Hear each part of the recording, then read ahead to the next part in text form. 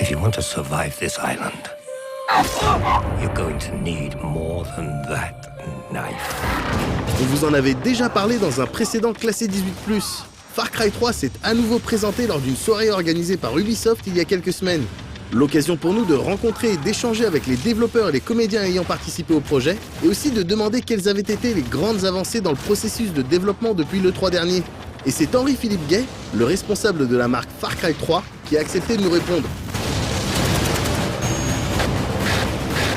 Ce qui est arrivé depuis l'E3, il y a eu beaucoup de développement sur le projet. À l'E3, on vous a montré une partie du jeu où tu rencontres un personnage qui a un gros impact sur Jason du point de vue du narratif du jeu. Mais on est revenu par après à montrer un peu le jouet du monde ouvert, puis de laisser les gens se promener juste pour explorer, pour voir les différentes activités que tu peux avoir sur l'île, de chasser peut-être, de se faire chasser par un tigre ou par un requin. Alors, cette découverte d'un autre personnage complète dans l'île a été ce qu'on commence à mettre en avant le plus possible pour vraiment montrer que l'expérience Far Cry est quand même différente de ce qu'on attend de beaucoup de nos shooters aujourd'hui. Ubisoft a donc communiqué ces dernières semaines sur l'aspect open world et sur les nombreuses possibilités de gameplay qu'offre ce Far Cry 3. Et si certaines idées comprises dans le game system ont nécessité une réflexion au sein d'Ubi Montréal, d'autres émanent directement de la communauté et des différents feedbacks concernant les deux premiers Far Cry, comme nous l'explique Henri-Philippe. Je pense que le meilleur exemple de ça serait le fait que les ennemis respawnaient dans l'environnement. Il y avait des checkpoints dans Far Cry 2, tu arrivais là, tu les battais, tu partais plus loin, tu revenais, ils revenaient là. Puis on a eu beaucoup de feedback de la communauté en disant c'est un peu gênant, je viens juste de battre ces gens-là, ils reviennent. Alors, on a vraiment pensé à ça, puis on a vraiment pensé à ce que les fans nous disaient, on l'écoutait, puis on disait, on devrait avoir un système où on devient un peu propriétaire de cet environnement-là. On met notre marque sur l'île. Alors, c'est de là qu'est venu notre système de ce qu'on appelle en anglais un outpost. Un outpost, c'est un campement de pirates. Et quand tu arrives là, quand tu la vois d'une tour, tu vois un campement où il y a une fumée noire. Tu investigues un petit peu, puis tu vois 5 pirates qui sont en train de tenir ce camp-là. Si tu regagnes le camp, tu les bats. Tout à coup, les rebelles de l'île, les gens sur ton côté, viennent reprendre cette base-là et ont un effet sur l'environnement immédiatement autour du campement. Alors, on retrouve dans ça un moyen de prendre un certain ownership, de faire ta marque sur l'île et assurer que non, ça va pas être des respawning checkpoints, ça va être toi qui va devenir éventuellement la personne qui contrôle la plupart de l'île. Outre toutes ces idées enthousiasmantes sur le papier, Far Cry semble également disposer d'une histoire et d'un univers tout aussi enthousiasmant, le tout supporté par des personnages travaillés. Pour le coup, Ubi a sollicité différents comédiens pour interpréter ces personnages, et contrairement à ce que l'on pourrait croire, tous les rôles n'étaient pas forcément écrits à l'avance. They torture, they murder, they have no remorse. J'ai vu le process avec les comédiens et on travaille main en main avec les comédiens, mais ça a été une expérience différente par rapport aux autres projets sur lesquels j'ai travaillé. Ce qu'on a fait très souvent, c'est qu'on a, dans notre studio de mocap, on a éteint les caméras, on a vu la performance des gens, puis on les a peut-être poussés un peu trop loin. On a fait des séances un peu longues, puis on commençait à voir dans l'acteur des fois une certaine frustration ou une énergie qui venait, soit à cause de la fatigue ou à cause des répétitions. Puis on a creusé là-dedans. On a vraiment pris l'acteur comme personnage, puis on a incorporé cette énergie-là dans le développement du personnage. Normalement, un personnage est écrit, il est scripté, il est livré à l'acteur. Dans ce processus-là, on a fait plus une boucle avec l'acteur pour assurer que lui, en tant que tel ou elle, puisse incorporer leur personnalité, surtout sous duress, dans les personnages du jeu. Le personnage que j'avais fait l'audition pour, c'était une personne dangereuse mais il était pas émotionnel. Il était très stoïque en anglais, c'est-à-dire très calculateur, très froid.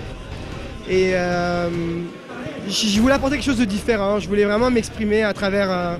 je trouvais le texte était bien et j'avais apporté ma propre saveur. J'avais mis l'accent espagnol aussi. Et c'est ça qu'ils ont aimé finalement.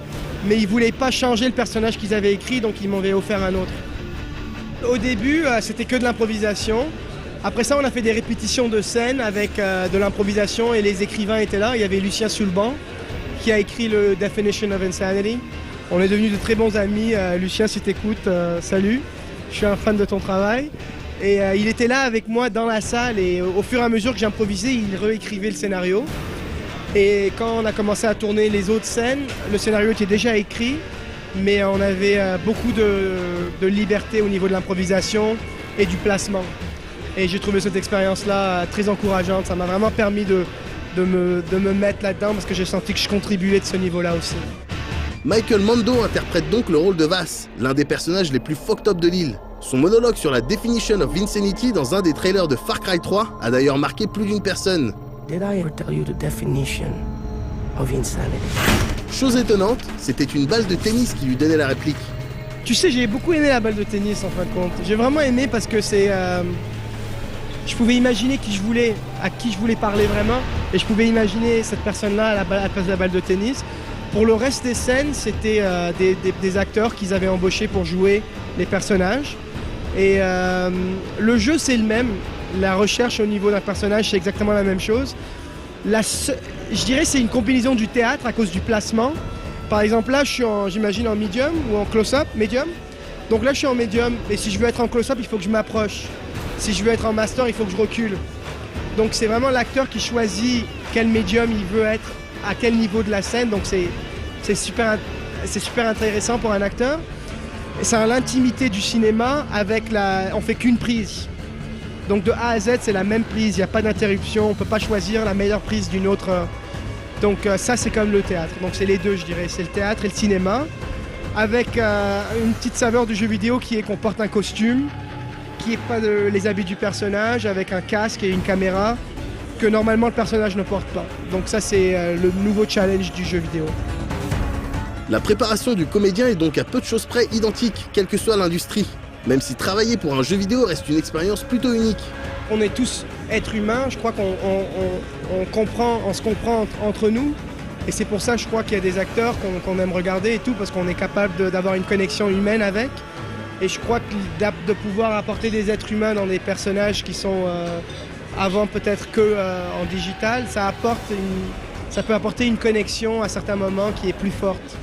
Et je crois que ce qui est vraiment beau aussi, c'est qu'on peut garder ce qu'on veut de l'être humain et on peut changer ce qu'on veut aussi en digital. Donc on peut même prendre deux êtres humains. Tu sais, j'ai vu des personnages qu'ils ont fait où le personnage ne ressemble pas à l'acteur. Et j'ai demandé d'où vient l'influence et ils m'ont dit. Et je me suis dit, ah ouais, c'est un mix de ces trois personnes, tu vois. Donc je crois que c'est vraiment un univers sans limite. Et c'est fascinant. You are a warrior.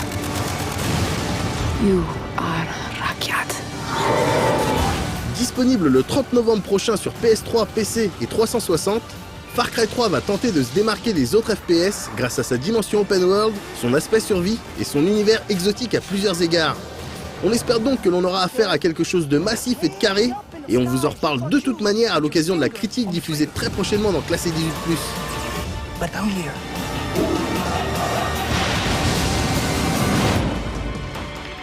You hit the ground.